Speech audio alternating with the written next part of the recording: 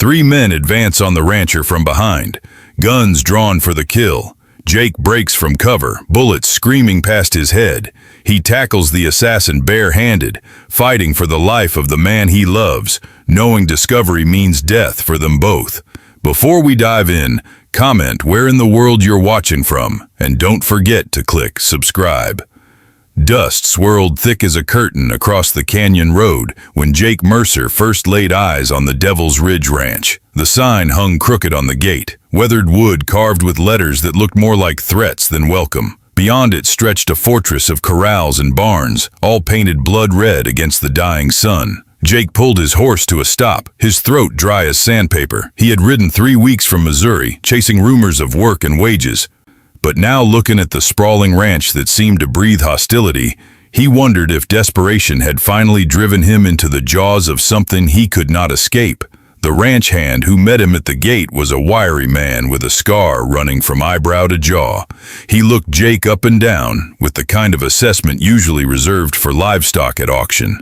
"You the new hand?" His voice came out rough as gravel scraping stone. Jake nodded, not trusting his voice. The man spat into the dust. "Boss wants to see you, follow me, and God help you if you waste his time." They walked through the yard, where men worked with their heads down. No laughter, no conversation, just the sound of hammers and hooves and the occasional curse when something went wrong. Jake felt eyes on him, measuring, judging, dismissing. He was young, barely 20, with smooth hands that had never known real labor. His father's ranch back in Missouri had been small, gentle work compared to whatever happened here. When his father died and creditors took everything, Jake had nothing left but his horse and the clothes on his back. The Devil's Ridge had advertised for workers. He had not asked questions. Now he wished he had. The ranch house loomed ahead, 2 stories of rough-hewn timber with a wide porch that wrapped around like a mouth ready to swallow visitors whole. The scarred man stopped at the steps. "Boss is inside. He will decide if you stay or if you ride back out tonight." Then he turned and walked away, leaving Jake alone with nothing but his fear and the weight of the moment pressing down on his chest. Jake climbed the steps, each creak of the wood sounding like a warning. He knocked once, his knuckles barely making a sound against the heavy door. From inside came a voice, deep and commanding like thunder rolling across the plains. "Come in." The room Jake entered was dim, lit only by the fading sunlight through heavy curtains and the glow of a fire in the stone hearth. Maps covered the walls, territory marked and claimed in ways that spoke of ambition and conquest. And behind a massive oak desk sat the largest man Jake had ever seen. Broad shoulders strained against a dark shirt, sleeves rolled to reveal forearms thick with muscle and scarred from years of brutal work. His face was weathered, carved by sun and wind into something fierce and unyielding.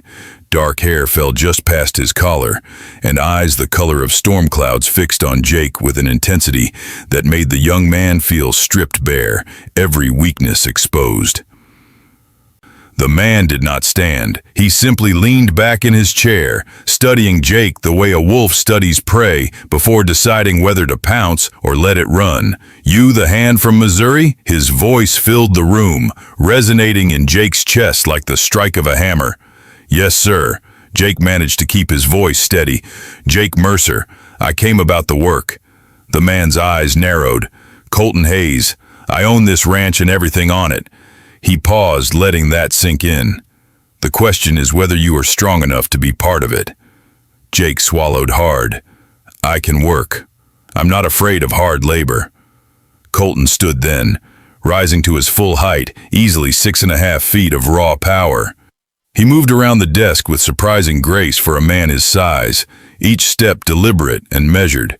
When he stopped in front of Jake, close enough that Jake could smell leather and smoke and something darker, something that made his pulse quicken in a way he did not understand, Colton reached out and grabbed Jake's hand. His grip was iron, crushing, testing. "These are soft hands." Colton's voice dropped lower, almost intimate. "You have never done real ranch work." Jake tried to pull his hand back, but Colton held firm. "I can learn. I am a fast learner." Colton released him suddenly, and Jake stumbled back a step. "Learning takes time. Time costs me money." Why should I waste either on a boy who looks like the first week of fence mending will break him? Because I have nowhere else to go. The words came out before Jake could stop them, raw and honest. Because I will work harder than anyone here.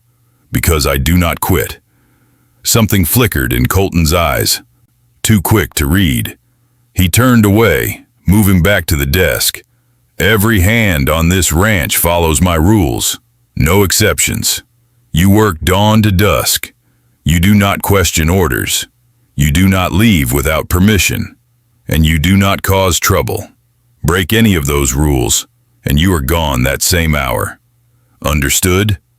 Understood. Jake's heart hammered against his ribs. Then report to the bunkhouse. Tomorrow morning, 5 o'clock sharp, you start.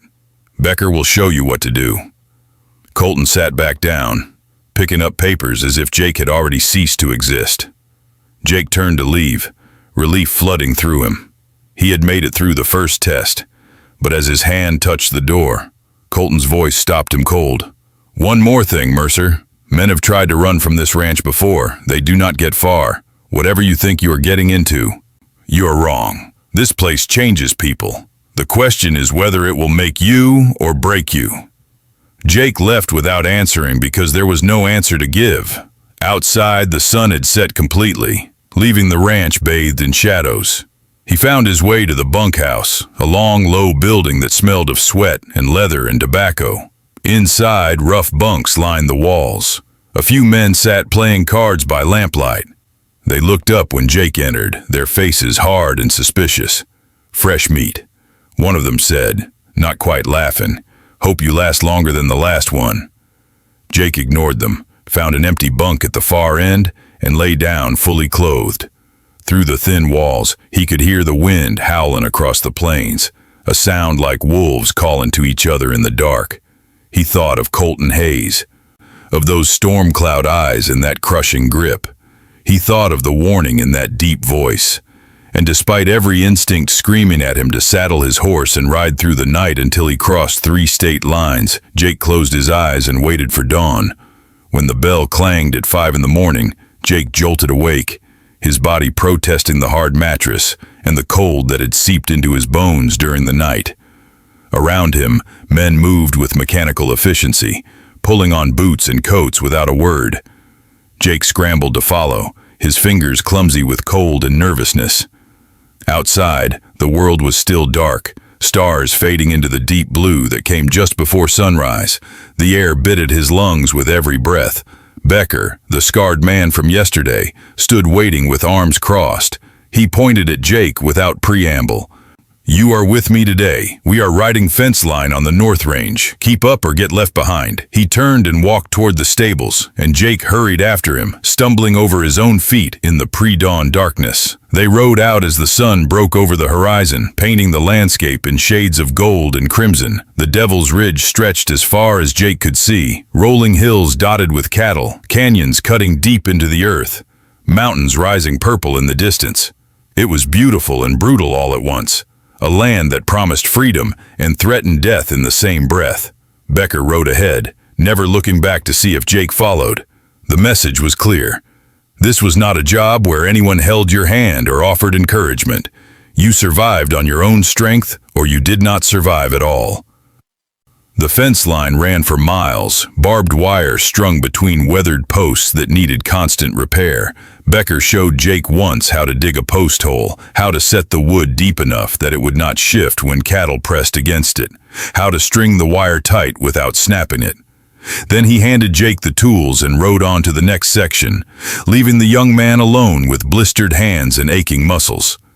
By noon, Jake's palms were bleeding. The posts seemed to fight him at every turn. The ground too hard, the wire too sharp.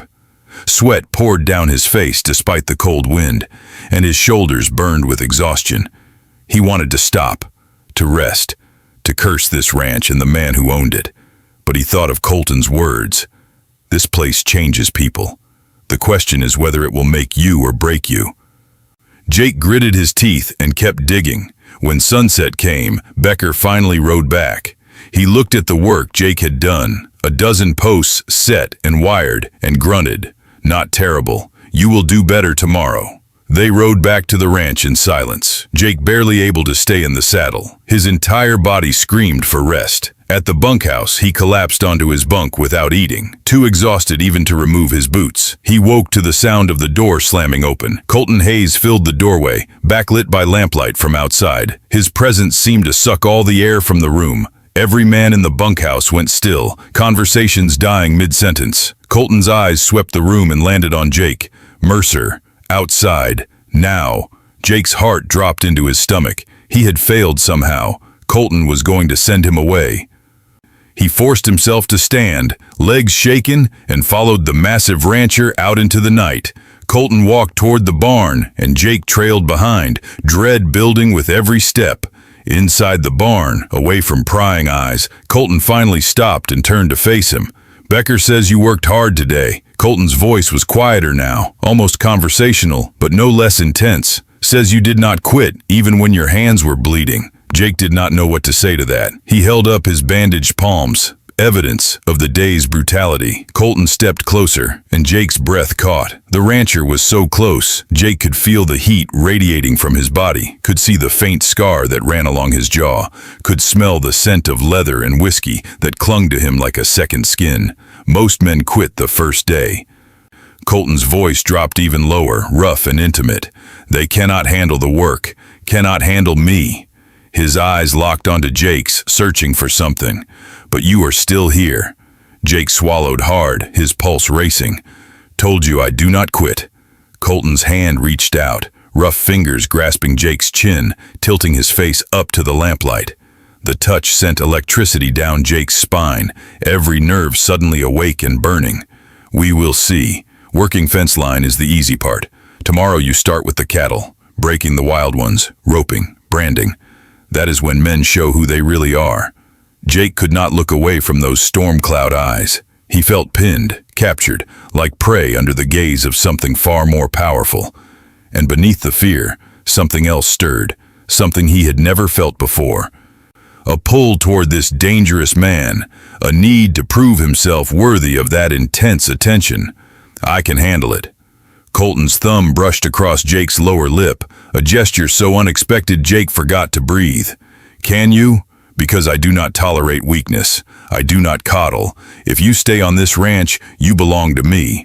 You follow my rules, my orders, my way of doing things. There is no room for anything else." The words should have sounded like a threat. Instead, they sounded like a promise, dark and intoxicating. Jake's heart pounded so hard, he was sure Colton could hear it. "I understand." Jake barely recognized his own voice, rough and breathless. Colton held his gaze for another long moment, something unreadable flickering in those eyes. Then he released Jake's chin and stepped back. "Good. Get some rest. Tomorrow starts early." He turned and walked out of the barn, leaving Jake standing alone, his entire body trembling with something that was not fear. Jake returned to the bunkhouse in a daze. The other men were asleep, their snores filling the darkness. He lay down on his bunk, his mind racing. What had just happened? Why had Colton touched him like that? And why had Jake's body responded with such fierce intensity, as if every cell recognized something it had been searching for without knowing? He closed his eyes, but sleep would not come. Images filled his mind. Colton's hand on his chin. Those storm cloud eyes boring into his soul. The deep voice promising ownership and control. Jake shifted restlessly, his body hot despite the cold night air. He had come to this ranch looking for work, for survival. He had not expected to find something that made him feel both terrified and alive in a way he had never experienced. Whatever was happening between him and Colton Hayes, it was dangerous. It was forbidden, and Jake knew with bone-deep certainty that he could not walk away from it, even if he tried. Dawn came too quickly. The bell clanged, and Jake dragged himself from the bunk, every muscle protesting. His hands were still raw, his shoulders stiff, but he forced himself to move. At breakfast, the other ranch hands eyed him with a mix of curiosity and wariness. Fresh meat that survived day one. One of them muttered, Let us see if he makes it through day 2. After a meager meal of beans and hard bread, Jake followed the group to the corrals where the wild cattle waited. These were not the docile animals from his father's small ranch. These were half-feral beasts with horns like spears and eyes full of rage. Becker handed Jake a rope. Your job is to help bring them in one at a time for branding. Do not get yourself killed. Then he walked away, leaving Jake standing at the fence with his heart in his throat. The first steer charged out of the holding pen like a freight train. Jake barely managed to dodge, stumbling back against the fence. Laughter erupted from the other hands. "City boy's gonna get trampled," someone yelled. Jake's face burned with humiliation, but he gripped the rope tighter and stepped forward again. The steer circled, snorting, pawing the ground. Jake swung the rope, trying to remember everything his father had taught him. The loop sailed wide, missing completely. More laughter. Then a shadow fell across Jake. He looked up to find Colton standing at the corral fence, arms crossed, watching with those unreadable eyes. The laughter died instantly. Every hand went back to work with sudden intensity. Jake's stomach twisted. Colton had come to watch him fail, to confirm that Jake was too weak, too soft, too useless. The thought sent a surge of determination through him. He would not fail. Not in front of this man. Jake coiled the rope again, his bleeding hands screaming in protest. He focused on the steer, watching its movements, waiting for the right moment. When it turned, Jake threw the loop. This time it sailed true, dropping over the horns. The steer bellowed and charged, but Jake had already wrapped the rope around the post, holding firm. His arms burned, his boots slid in the dirt, but he did not let go.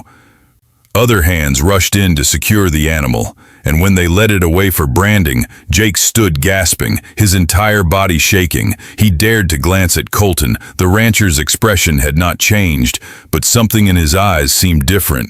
Warmer, maybe. Or perhaps Jake was imagining things, desperate for approval.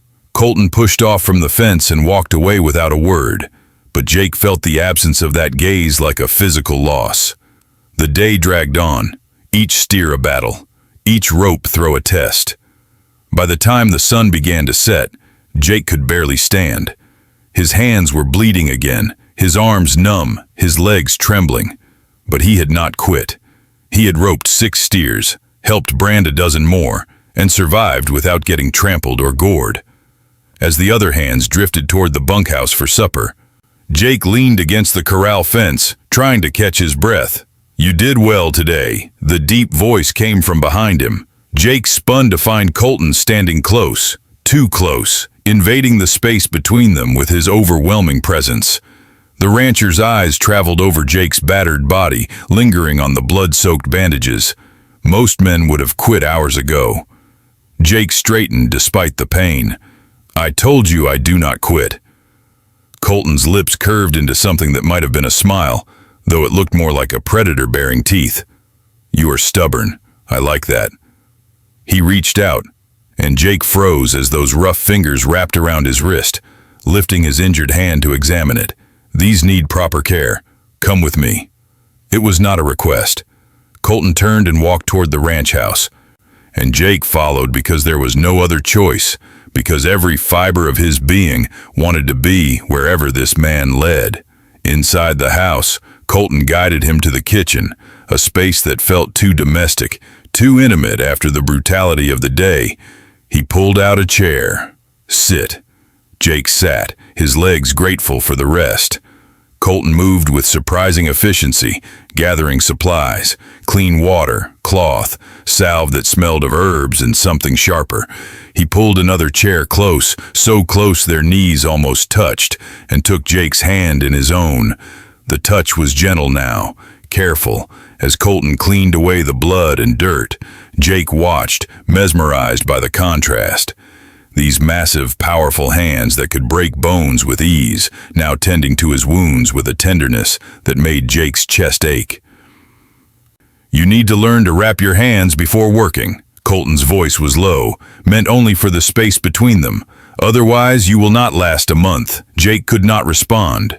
He was too focused on the feeling of Colton's fingers against his skin, the warmth spreading up his arm and into his chest. When Colton smoothed salve over the worst of the blisters, Jake could not suppress a sharp intake of breath. The rancher's eyes flicked up to meet his, and in that moment, the air between them changed, became charged with something electric and dangerous. "Does it hurt?" Colton's thumb brushed across Jake's palm, a caress disguised as medical care. "Yes." Jake's voice came out rough. Colton's gaze darkened. "Good. Pain means you are pushing yourself, means you are becoming stronger." He began wrapping clean cloth around Jake's hand, his movements slow and deliberate. "This ranch will test you every day. It will push you to your limits and beyond. Most men break, but I think you might be different." "Why?" Jake could barely breathe. "Why do you think that?" Colton finished wrapping the first hand and picked up the second. "Because you have fire in you. I saw it the moment you walked into my office. Saw it today when you refused to back down from that steer." He leaned closer, his voice dropping to a whisper that sent shivers down Jake's spine. "Fire like that is rare. And once I find it, I do not let it go." Jake's heart hammered against his ribs. The kitchen felt too small, the air too thick. Colton's face was inches from his own, those storm cloud eyes holding him captive. "What are you saying?" Colton's hands stilled on his, fingers tightening just slightly. "I am saying you belong here now, on this ranch, under my watch, and I protect what is mine."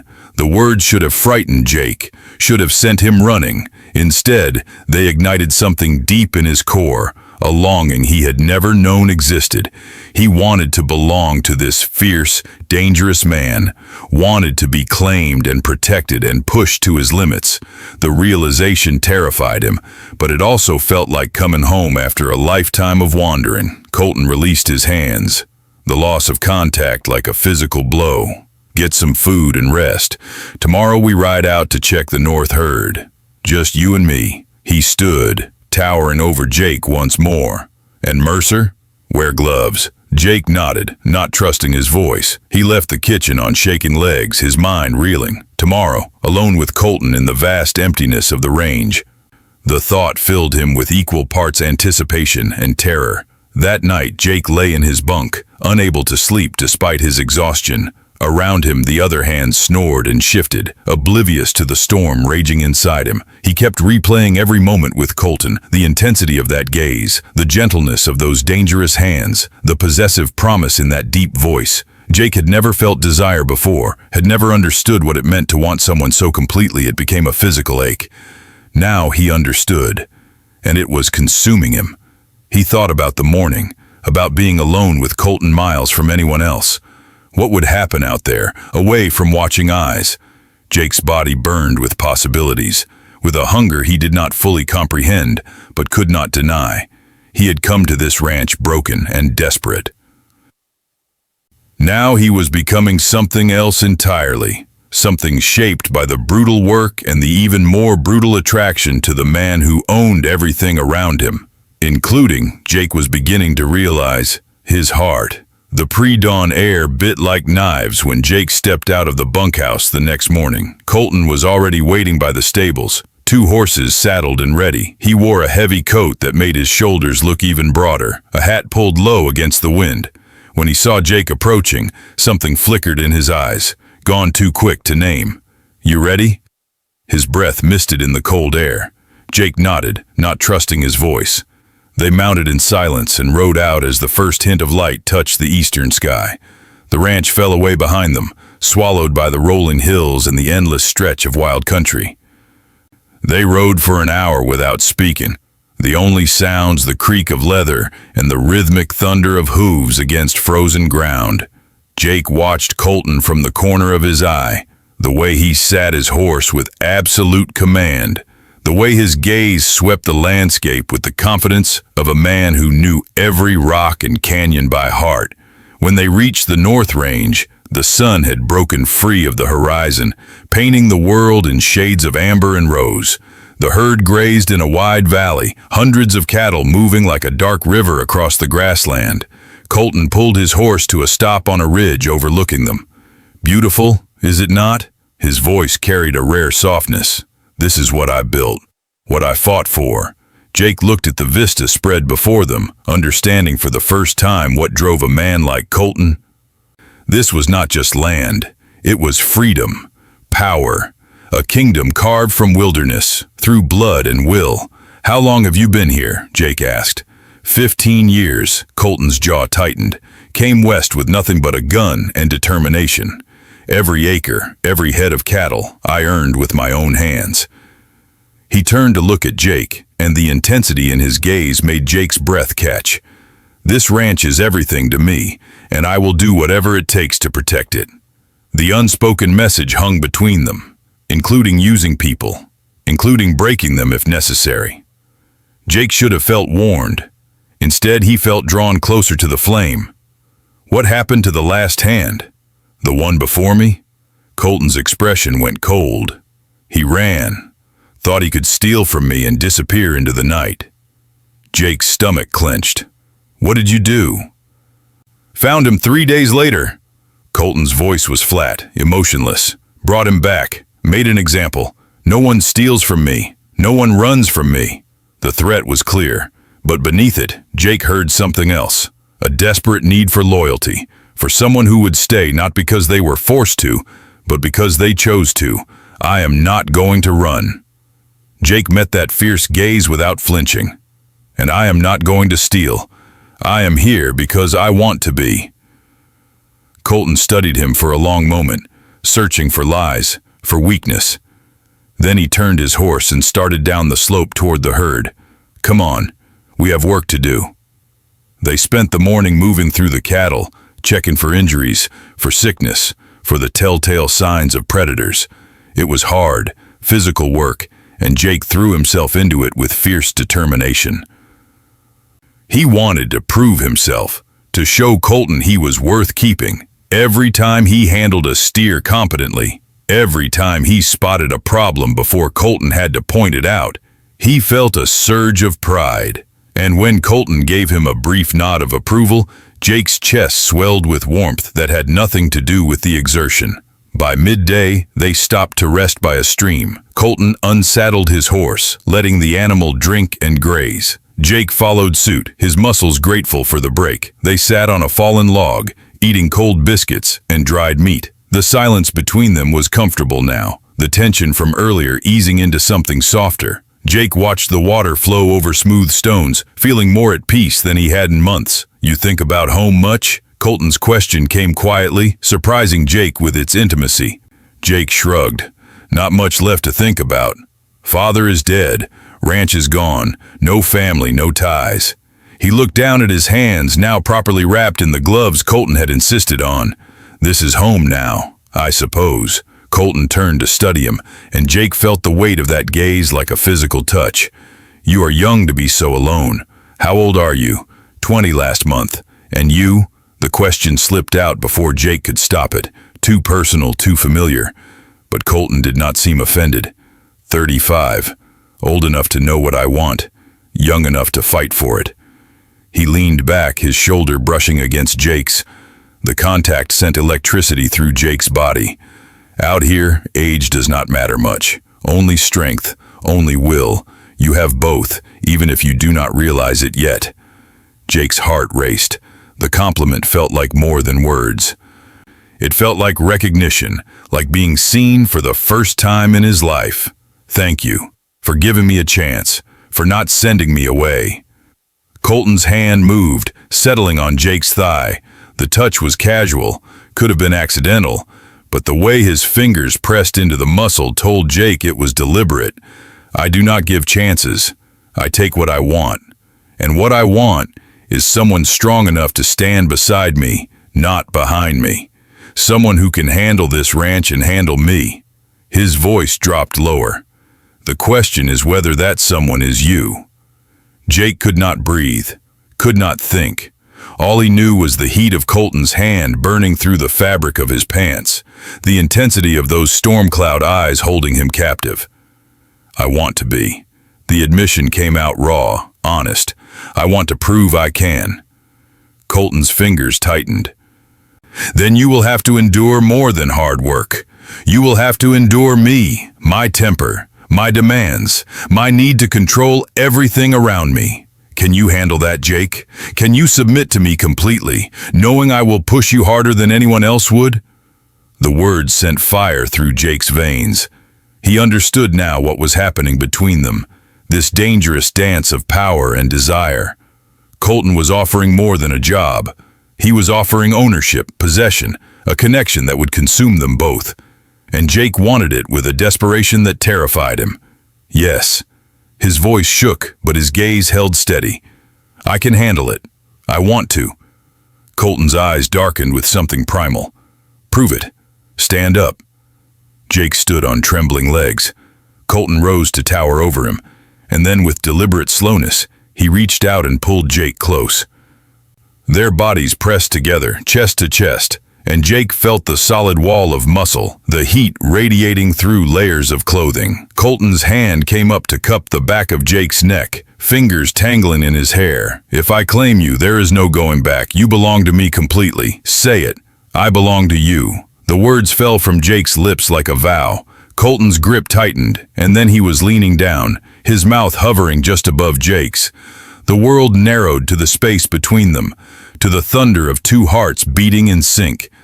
When their lips finally met, it was not gentle. It was fierce and claiming, a brand being seared into Jake's soul.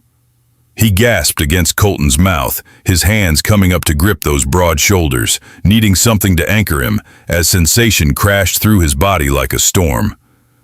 Colton kissed like he did everything else, with absolute dominance and control. His tongue swept into Jake's mouth, exploring, conquering, leaving no doubt who was in charge. Jake surrendered to it, to him, with a desperation born from weeks of loneliness and a lifetime of not knowing what he truly needed. When they finally broke apart, both gasping for air, Colton's eyes blazed with possessive fire. "Mine." The single word was a declaration, a warning, a promise. "Yours," Jake breathed back, sealing his fate. They stood locked together for a long moment, the rest of the world forgotten. Then Colton stepped back, his expression shifting to something more guarded. "We should head back, before the light fades." His voice was rough, affected. Jake nodded, still reeling from the kiss, from the weight of what had just happened between them. They saddled their horses in silence, but it was a different silence now, charged with awareness, with the knowledge that everything had changed. The ride back to the ranch felt both endless and too short. Jake could not stop stealing glances at Colton, memorizing the strong profile, the way his hands held the reins with easy competence. Every time Colton looked back at him, Jake felt heat bloom in his chest, spreading through his entire body. By the time they reached the stables, the sun was setting, painting the sky in violent shades of red and purple. The other hands were already gathering for supper, their voices carrying across the yard. Colton dismounted and moved close to Jake, his voice low enough that only Jake could hear. "Not a word to anyone. What happens between us stays between us. Understood?"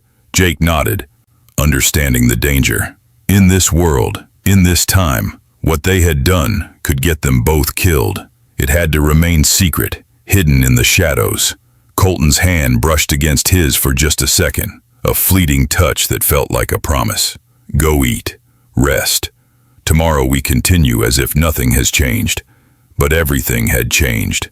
Jake walked to the bunkhouse on legs that barely supported him, his mind spinning. He had been claimed by Colton Hayes, body and soul. The knowledge should have frightened him.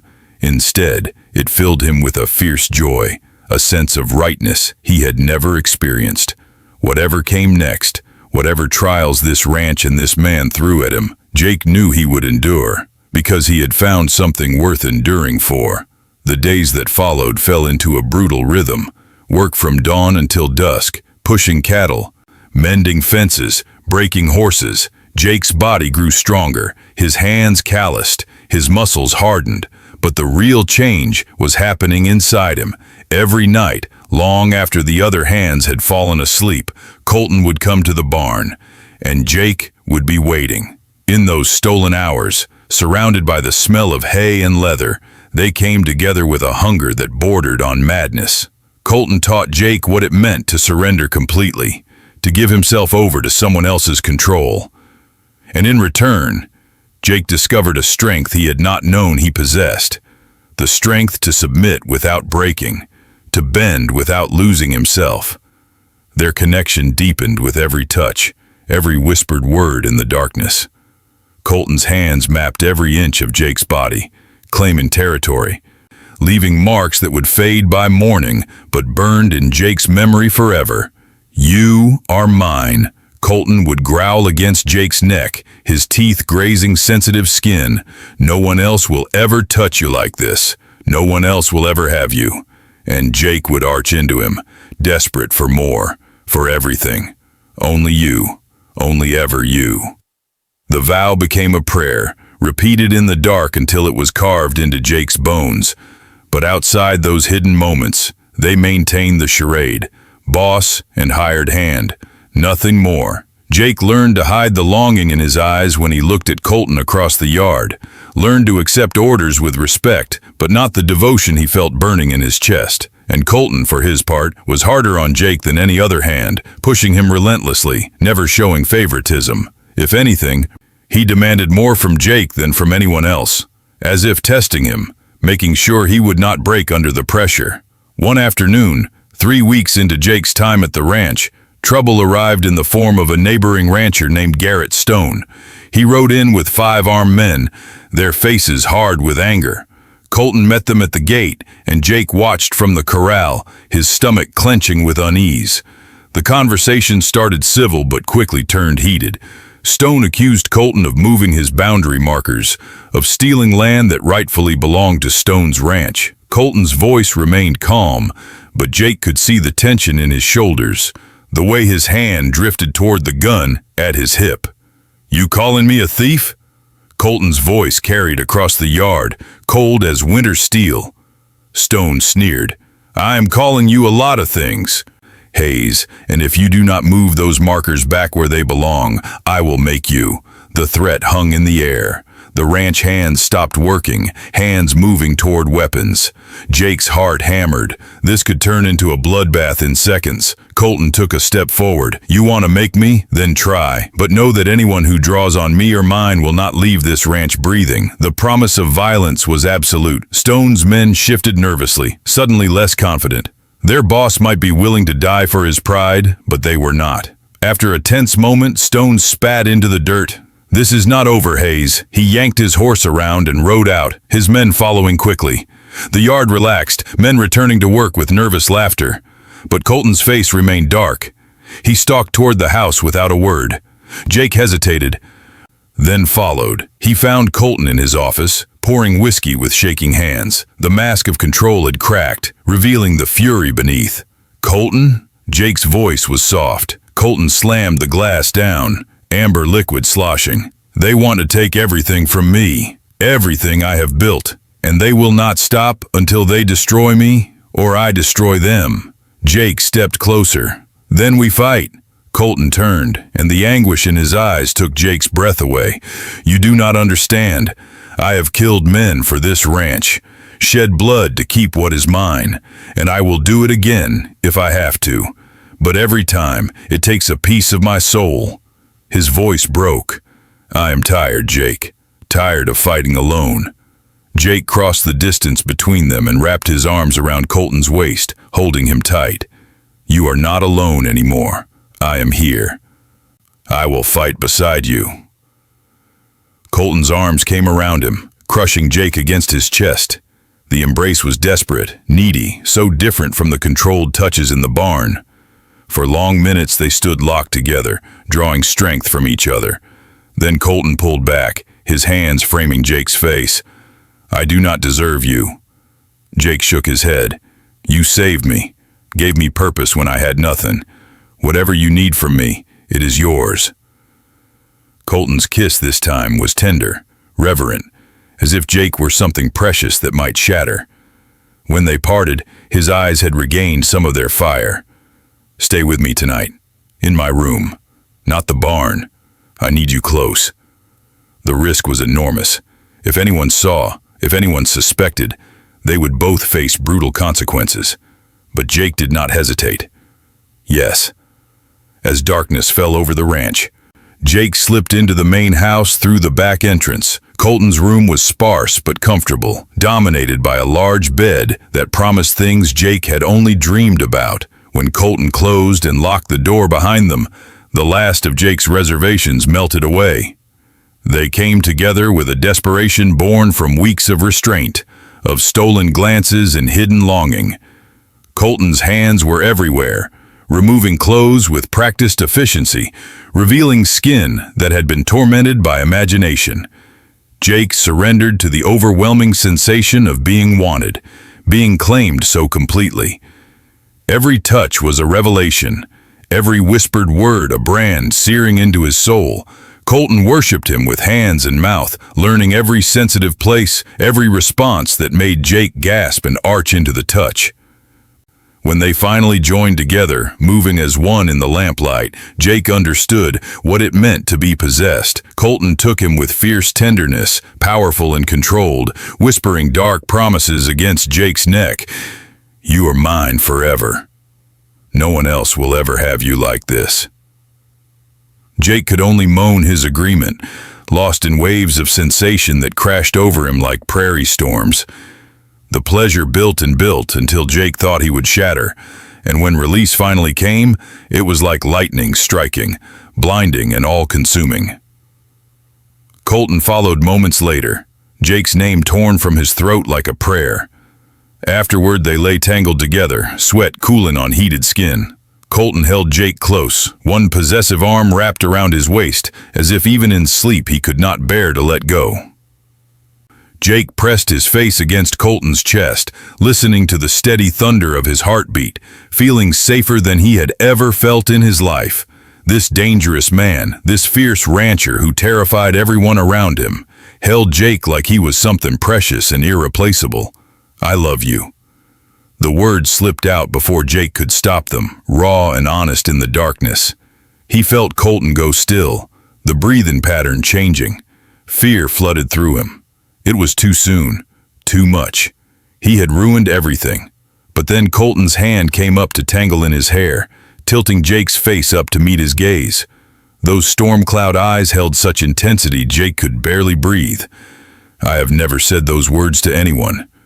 Colton's voice was rough with emotion. "Never thought I was capable of feeling them. But you, Jake Mercer, you have gotten under my skin, into my blood. I do not just want you, I need you, like air, like water." He pressed his forehead against Jake's.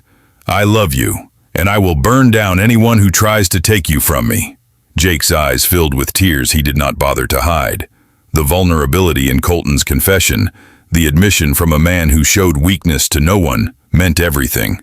They kissed again, slower this time, sealing the vow between them.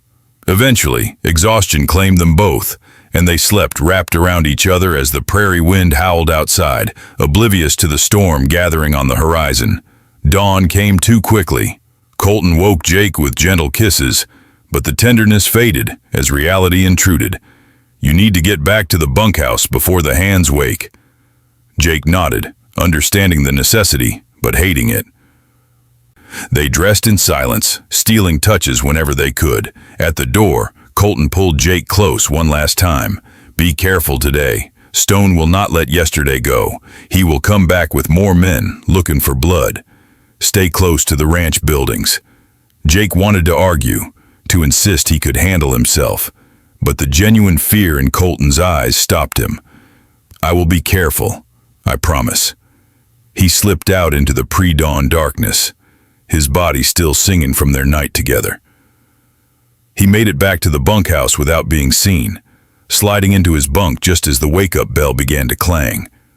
The other hands stirred and groaned, oblivious to the fact that Jake's entire world had shifted overnight. The morning started like any other. Breakfast, work assignments, the usual routine. But Jake could feel the tension humming through the ranch like a plucked string. The hands moved with nervous energy, checking weapons more than usual, glancing toward the horizon. Colton emerged from the house looking every inch the formidable rancher, his face an impassive mask. But when his eyes briefly met Jake's across the yard, the heat in that gaze made Jake's knees weak. Work proceeded under watchful eyes. Men were assigned to defensive positions while maintaining the appearance of normal ranch operations. Jake found himself repairing fence near the main house, close enough to respond if trouble came. The sun climbed higher, baking the earth, and still nothing happened. The waiting was worse than action, every nerve stretched tight, anticipating violence. It came just after noon. A rider appeared on the eastern ridge, then another, then dozens more. Stone had returned with an army, at least 40 men, all armed and ready for war. They spread out in a line, surrounding the ranch on 3 sides, leaving only the cliffside open. The message was clear: surrender or die. Colton stepped onto his porch, rifle in hand but not raised. His voice carried across the yard, calm and cold. "You are trespassing, Stone. Leave now and I will let you live." Stone urged his horse forward until he was within shouting distance. "I am done talking, Hayes. You have until sunset to pack up and ride out. This ranch is mine now." Colton's laugh was sharp as breaking glass. "You think you can take what's mine? Come try. But I promise you will leave here in a wooden box." The standoff stretched, neither side willing to fire first but both ready to explode into violence. And Jake gripped his rifle, positioned behind a water trough with a clear line of sight. His heart hammered, but his hands were steady. If they came at Colton, Jake would fight, would kill if necessary. Because Colton was right. Jake belonged to him now, completely and irrevocably.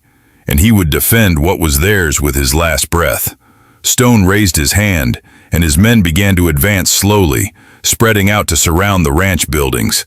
Colton's hands responded, taking positions behind cover, rifles ready. The air felt thick enough to choke on, heavy with the promise of bloodshed. Jake watched Colton, saw the steel in his spine, the absolute refusal to back down.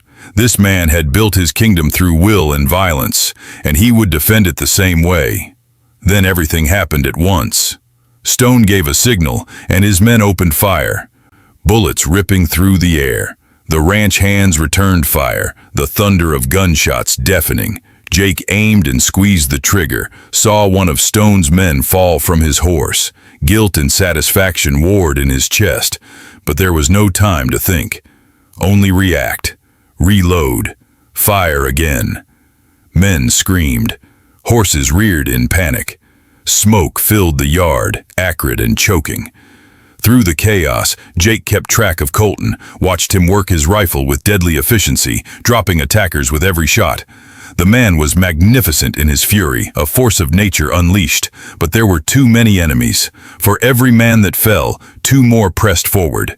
They were going to be overrun. Jake's ammunition ran low. Around him, other hands were shouting, some wounded, some retreating toward the house for better cover. Then Jake saw it. 3 of Stone's men had circled around, approaching the house from the blind side. They were going for Colton, trying to catch him from behind. Jake did not hesitate. He broke from cover and ran, ignoring the bullets whipping past his head. He reached the house just as the men were climbing onto the porch. Jake fired, dropping the first one. The second turned and returned fire, the bullet grazing Jake's shoulder, burning like a brand. Jake gritted his teeth against the pain and fired again, hitting the man's center mass. The third man had his gun aimed at Colton's back. Jake tackled him, both of them crashing through the porch railing and hitting the ground hard. They grappled, fighting for the gun between them. The man was bigger, heavier, but Jake fought with desperate strength. He got his hands around the man's throat and squeezed, pouring all his fear and rage into it. The man thrashed, tried to throw Jake off, but Jake held on until the thrashing stopped and the body went limp beneath him. Jake rolled away, gasping, his hands shaking. He had killed a man with his bare hands. The reality of it hit him like a physical blow. But there was no time to process. The battle still raged. Colton appeared above him, pulling Jake to his feet. His face was pale, eyes wild with fear that transformed to fury. "You could have been killed." Jake met his gaze steadily. "So could you." They stood for a heartbeat, the world narrowing to just them despite the chaos surrounding them. Then Colton pulled Jake close and kissed him hard, heedless of who might see. When he pulled back, his voice was rough. "Never do that again," but they both knew it was a lie. Jake would throw himself into danger 1,000 times to protect this man. The battle turned then, as if their connection had shifted something fundamental. Stone's men, seeing their advantage dissolving, began to retreat. Stone himself sat on his horse at a distance, watching his plan crumble. Colton raised his rifle one final time and fired. The shot was perfect, knocking the hat from Stone's head. The message was unmistakable. Next time it would not be a warning. Stone wheeled his horse and fled, his remaining men scrambling after him. Silence fell over the ranch, broken only by the groans of the wounded and the nervous stamping of horses. Jake looked around at the devastation. Bodies littered the yard, some from their side, more from Stone's. The ranch buildings were riddled with bullet holes, fences destroyed, but they had held, had defended their home. Colton's hands moved among the wounded, directing care, his voice steady despite the carnage. Jake helped where he could, binding wounds, offering water, trying not to look too closely at the faces of the dead. When the worst was handled, Colton found Jake leaning against the barn, exhaustion and shock finally catching up. The rancher took in the blood on Jake's shirt, the bruises forming on his face. "Let me see." His hands were gentle as he examined Jake's wounds. The bullet graze on his shoulder, the cuts from the fight. Jake winced but did not pull away. "You saved my life." Colton's voice shook. "If you had not seen those men, I would be dead." Jake shrugged, then regretted it, as pain shot through his shoulder. "You saved mine first. When you gave me work, gave me purpose. We are even." Colton's jaw clenched. "We will never be even. You are worth more than this entire ranch. More than all of this." He gestured to the land around them. "Without you, none of it matters." The admission hung between them, raw and vulnerable. Jake reached up with his good hand and cupped Colton's face. "Then we protect each other. We build this together. Not you alone anymore." Colton leaned into the touch, eyes closing briefly. When he opened them again, they were filled with something that looked like hope. Together. He repeated the word like a vow. They stood in the shadow of the barn, the setting sun painting the sky blood red. Two men who had found in each other something worth fighting for, worth dying for. The days following the battle were hard. They buried their dead, repaired damage, tended wounds both physical and mental. But something had shifted in the ranch's atmosphere. The hands looked at Jake differently now, with respect earned through blood and courage. No one questioned his place anymore. He had proven himself in the most brutal way possible. And though Colton maintained his stern exterior during the day, his eyes sought Jake constantly, checking, reassuring himself that Jake was still there, still whole. The nights were theirs alone. Colton no longer sent Jake back to the bunkhouse. Instead, Jake claimed a permanent place in the rancher's bed, in his life. They made love with desperate intensity, as if trying to erase the memory of how close they had come to losing each other. Colton showed Jake with his body what he struggled to express in words, the depth of his need, his love, his absolute devotion, and Jake surrendered to it completely, giving everything he was and everything he would become to this fierce, complicated man. One evening, 3 weeks after the battle, Colton called Jake into his office. When Jake entered, he found the rancher standing by the window, staring out at the land painted gold by the setting sun. The silence between them felt heavy, weighted with unspoken thoughts. Jake watched Colton's broad shoulders rise and fall with a deep breath, noticed the tension in the way he gripped the window frame. Something had changed, something significant. Colton did not turn when he spoke, his voice carrying across the room like distant thunder. "Stone is dead." The words hung heavy in the air, settling over Jake like a winter frost. His stomach clenched with a complicated mix of emotions, relief that the threat was gone, unease at what methods might have been employed, guilt for feeling relief at another man's death, no matter how deserved. He crossed the room slowly, his boots silent on the worn rug. What happened? Colton's shoulders were rigid, every muscle locked tight as if bracing against a blow. He tried to rally support, to come at us again, spent weeks riding from ranch to ranch, trying to convince others to join him in taking what he claimed was rightfully his. But his own men turned on him first. Seems they did not appreciate being led into a slaughter, losing friends and brothers for one man's greed. They strung him up from his own barn, left him swinging as a message to anyone else who might think about coming after the Devil's Ridge. Jake moved to stand beside Colton at the window, close enough their shoulders almost touched. The contact, that near proximity, had become their compromise during daylight hours when they could not embrace the way they wanted to. "How do you feel about it?" Jake asked quietly. Colton finally turned to look at him, and Jake saw exhaustion in those storm cloud eyes. The weight of too many deaths. Too much violence. "I should feel triumphant." Colton's voice was rough, raw with emotion. "My enemy is gone, the threat eliminated, but all I feel is tired. Tired of the blood, the killing, the constant need to defend what is mine with violence." He looked back out at the sprawling ranch. "I built this with my hands, Jake. Every fence post, every barn, and I have had to defend it with blood. How many men have died because of my ambition? How many more will die before I am done?" Jake ached for him, for the burden Colton carried alone for so many years. "You did not kill Stone. His own choices led to his death. You defended yourself, defended your people. There is no shame in that." Colton's jaw clenched. "Is there not? Sometimes I wonder if I am any different from the men I fight, if my methods make me just as brutal, just as ruthless." Jake reached out slowly, letting his fingers brush against Colton's hand where it rested on the windowsill. A brief touch, but one that conveyed everything he could not say aloud in the fading daylight. "You are different. You protect people. You have built something here that matters.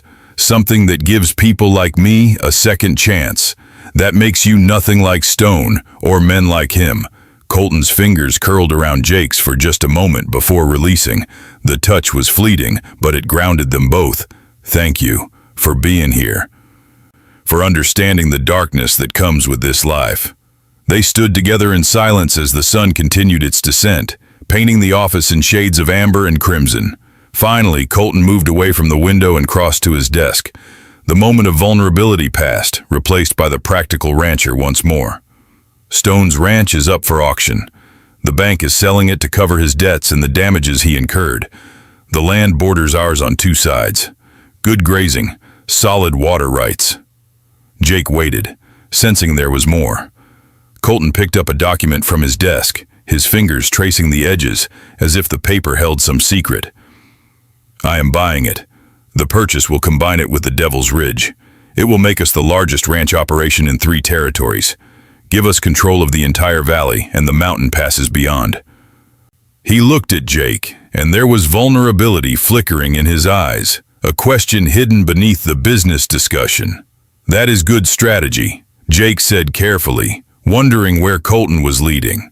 "It is more than strategy." Colton set the document down and moved around the desk. "It is our future, yours and mine." He stopped directly in front of Jake, close enough that Jake could feel the heat radiating from his body. "I am making you a partner. Equal ownership. Your name on the deed next to mine, with full rights to everything we build together." Jake's breath caught in his throat, the magnitude of what Colton was offering overwhelming him completely. This ranch was Colton's entire life, his identity, the kingdom he had carved from wilderness through blood and will. To share it equally was trust beyond measure, a commitment that went deeper than any words of love they had whispered in the dark. "Colton, I cannot." Jake's voice shook. "I have no money to invest, nothing to contribute to such a purchase. I would be taking advantage of you." Colton's hands came up to frame Jake's face, his touch achingly tender despite the calluses and scars that marked those powerful hands. "You have given me everything that matters. Your loyalty when I had none. Your courage when mine was failing. Your love when I thought myself incapable of receiving it. Without you, I would have died in that battle, cut down from behind. Without you, this ranch would be nothing more than empty land, no matter how large it grew.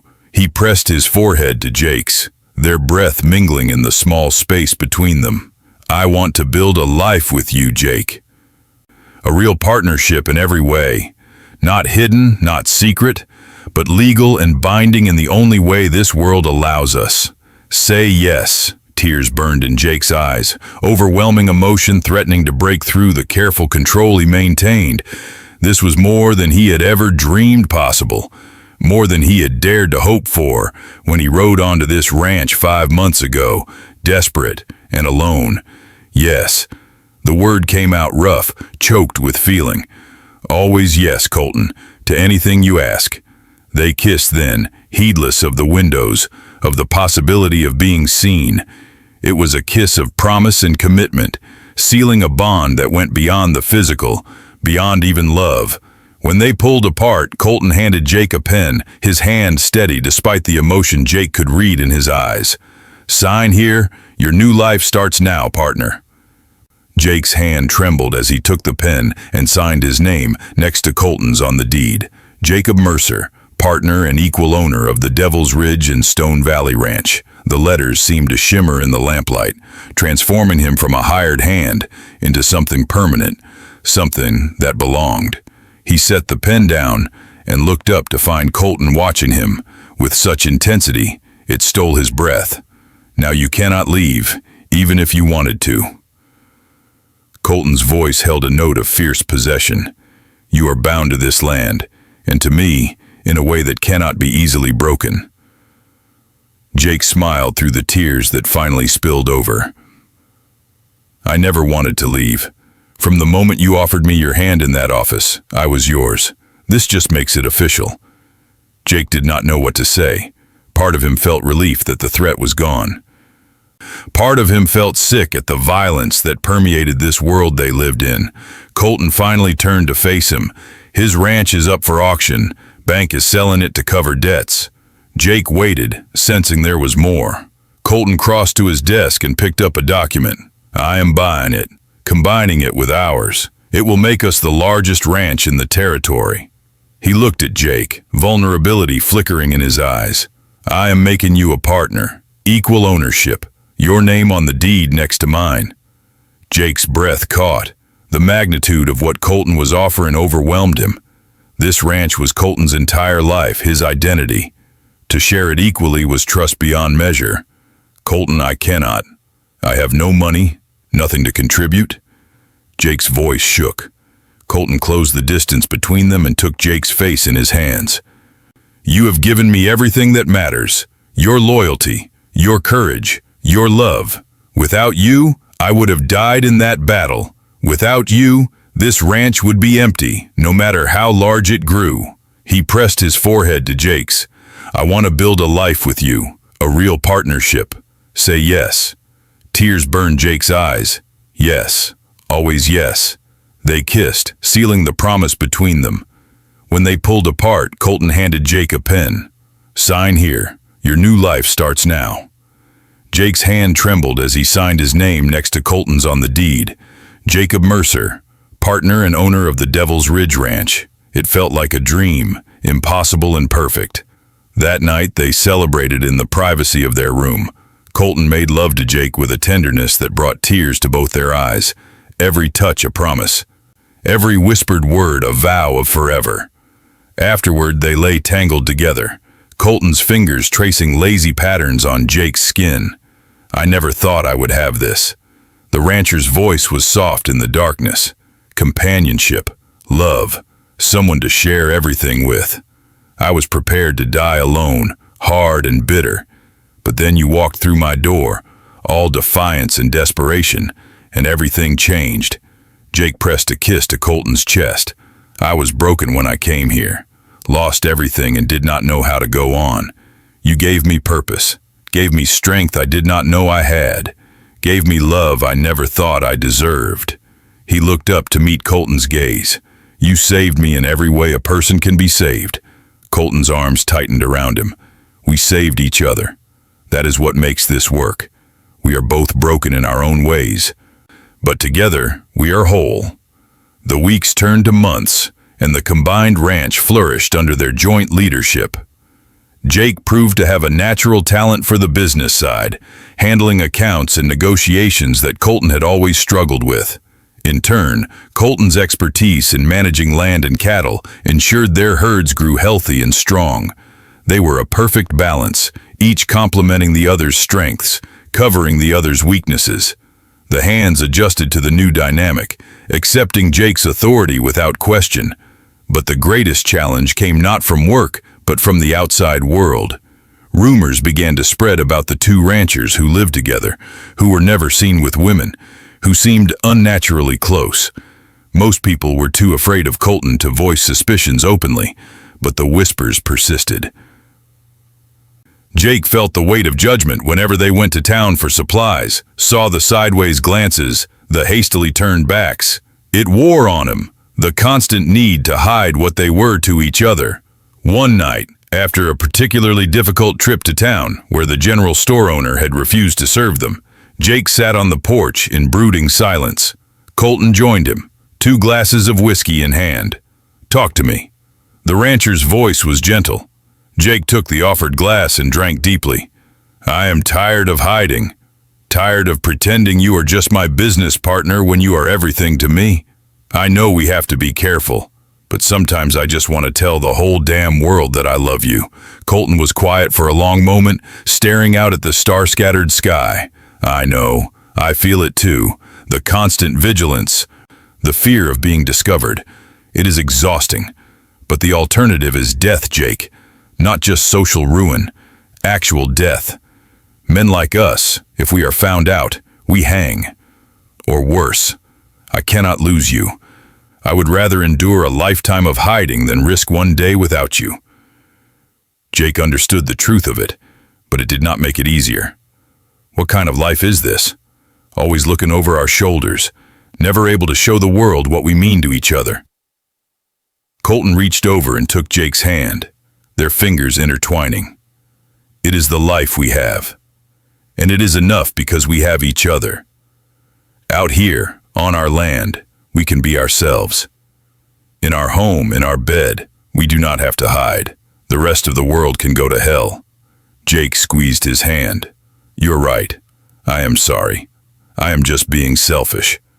Colton shook his head. "You are not selfish for wanting to be free. I want that too, every day. But we make our own freedom here, in the space we have carved out. No one can take that from us unless we let them." They sat in companionable silence, hands linked, drawing strength from each other as they always did. Whatever challenges came, they would face them together. The turning point came unexpectedly. A young ranch hand named Danny arrived looking for work. He was quiet, skilled, and kept to himself. But Jake noticed the way Danny's eyes lingered on one of the other hands, a man named Sam. Noticed the same longing Jake had felt for Colton, the same desperate attempt to hide it. One evening, Jake found Danny alone by the barn, looking utterly lost. The young man startled when Jake approached. "Danny, I need to tell you something. And I need you to trust that I am telling you for your own good." Danny's eyes widened with fear, but he nodded. Jake took a breath. "I see the way you look at Sam, and I understand it because I look at someone the same way." Danny went white. "I don't know what you mean." Jake held up a hand. "Do not deny it. I am not here to judge you or threaten you.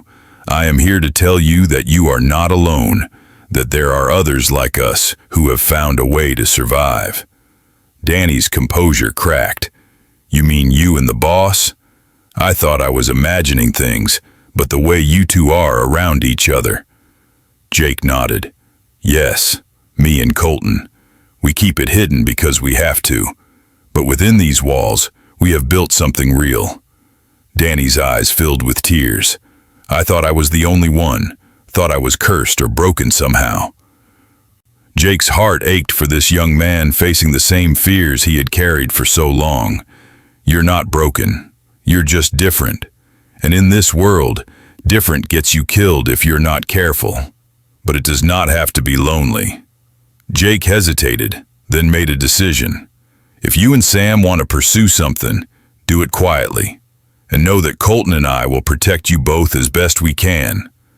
Danny looked stunned. Why would you do that? Take that risk for us? Jake smiled sadly. Because someone gave me a chance once, gave me a safe place to be myself.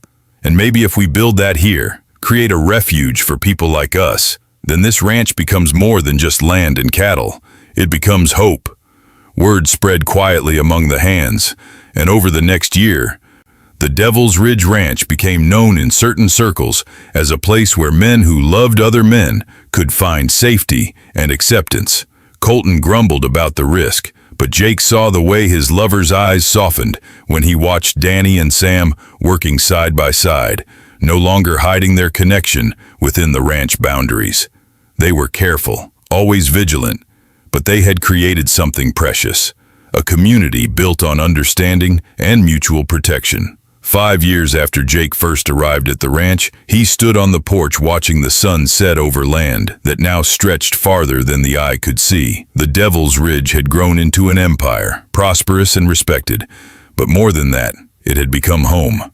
A real home, filled with people who understood what it meant to be different, who protected each other fiercely. Jake felt arms wrap around him from behind, Colton's solid warmth pressing against his back. What are you thinking about? The rancher's breath was warm against Jake's ear. Jake leaned into the embrace. About how far we have come, how much has changed. 5 years ago, I was desperate and alone, willing to do anything for a chance at survival. Now I have everything I never knew I wanted. A home, a purpose, a family. He turned in Colton's arms to face him. And you, always you. Colton's smile was soft, the hardness that had once defined him, tempered by love and contentment. You saved me too, you know. I was turning into something cold and brutal, building walls so high nothing could reach me. You tore those walls down, reminded me what it meant to feel, to care about something beyond land and power. He cupped Jake's face. I love you more now than I did 5 years ago, and I will love you more still, 5 years from now. They kissed as the sun dipped below the horizon, painting the sky in shades of fire and gold. In the distance, they could hear the sounds of the ranch settling for the night, the lowing of cattle, the voices of the hands heading to supper, the peaceful rhythm of a life well built. When they finally pulled apart, Colton kept his forehead pressed to Jake's. Ready to go inside? Jake grinned. Thought you would never ask. They walked into their home together, equal partners in every way that mattered. Two men who had found in each other the strength to build an empire and the courage to build a life. The door closed behind them, shutting out the world in all its judgment. Inside, they were free. Free to love, to touch, to be exactly who they were, without fear or shame. That night, as they lay tangled together in their bed, moonlight streaming through the window, Colton whispered against Jake's skin, "Thank you for choosing me, for staying even when it was hard, for building this life with me." Jake kissed him slowly, pouring 5 years of love and devotion into it. I would choose you in every lifetime, in every version of reality. You are my home, Colton Hayes, my partner, my love, my everything. And there, on the Devil's Ridge Ranch, under the vast western sky, they had found what so many searched for and never discovered: acceptance, belonging, a love strong enough to weather any storm. They had started as rancher and hired hand, had become partners in business, and lovers in secret. But now they were simply two souls who had recognized each other across the chaos of the world and refused to let go. The land they had built together would stand for generations, but the real legacy was the love they had forged in fire and blood and unshakable devotion. A love that proved that even in the harshest wilderness, tenderness could take root and flourish. That two broken men could find each other and build something beautiful from the shattered pieces of their pasts. And that sometimes the greatest act of courage was not facing down enemies with guns blazing, but opening your heart and trusting someone else to hold it gently. They had found that courage, and it had changed everything.